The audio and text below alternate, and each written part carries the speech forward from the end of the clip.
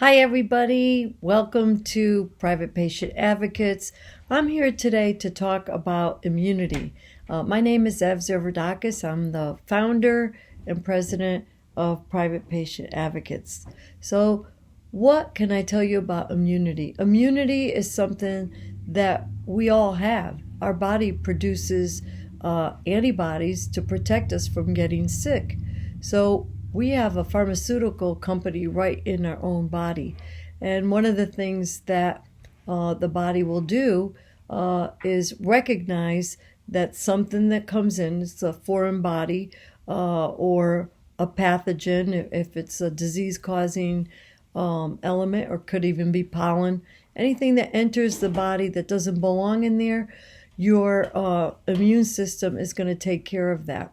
So the first thing it does, the first layer of protection is your skin and your mucous membrane. And also there's natural immunity, which you get from your mother when you're a baby, and that gives you protection from all the things that went through the umbilical cord. So that's called natural immunity. And then you have your acquired immunity, where whatever comes into the body recognizes it, and then it starts producing the antibodies so you don't get sick. So why do people get sick? Because they have a bad immune system, or it's repeated abuse of lifestyle problems, or just not taking care of yourself as far as keeping your immune system healthy. So what are some of the ways to keep your immune system healthy? Eat whole foods, eat good food, keep toxins out of the system. Also, avoid the too much smoking or smoking in general. Try to keep your weight maintained. And they found in recent studies that meditation does so much for the body. It activates your immune cells to release IgA, and it reduces your stress level. And stress kills because it releases cortisol, which causes inflammation. So just by meditating, that's something that you could do for yourself. It's very cheap, doesn't cost anything. And now that we have all this time in our hands, all you do is just sit still and focus on your breathing. Now, how do you do it? You might want to close your eyes because it will make you not get distracted. And then you focus on your in-breath. I always hold it for a few seconds and then release. And I always release the breath longer than the inhale. So inhale, hold it, and then exhale. And I always draw my belly button in so I really get all the air out. That is so powerful because now you're bringing in fresh oxygen into your lungs, and then the lungs distribute it to all your cells.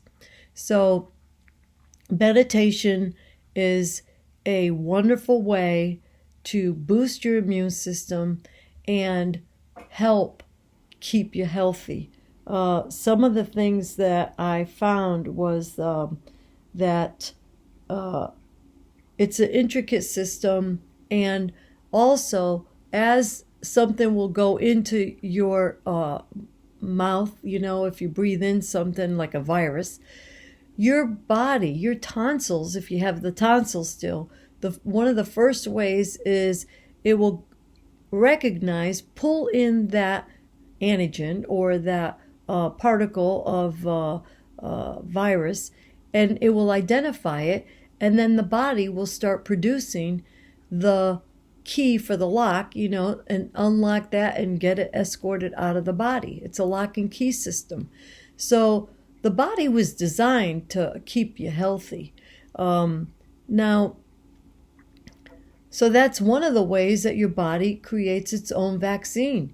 You don't need a vaccine if your immunity is humming and working properly. So they've done a lot of studies on people that have great immunity and people that don't. And you could search it out for yourself. But I found through my extensive research that living clean, eating good, healthy food that's fresh vegetables, fresh fruits, little on the meat, and know your body. You know when you're feeling run down. You know if something's not right.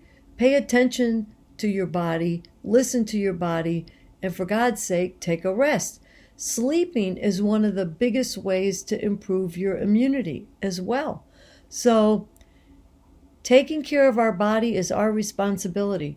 Running to the doctor when it's kind of late, oh, help me, that's not going to help the doctor. It's not going to help the healthcare system, because now we created an emergency because we weren't really focused on the everyday stuff. We were kind of pushing it away.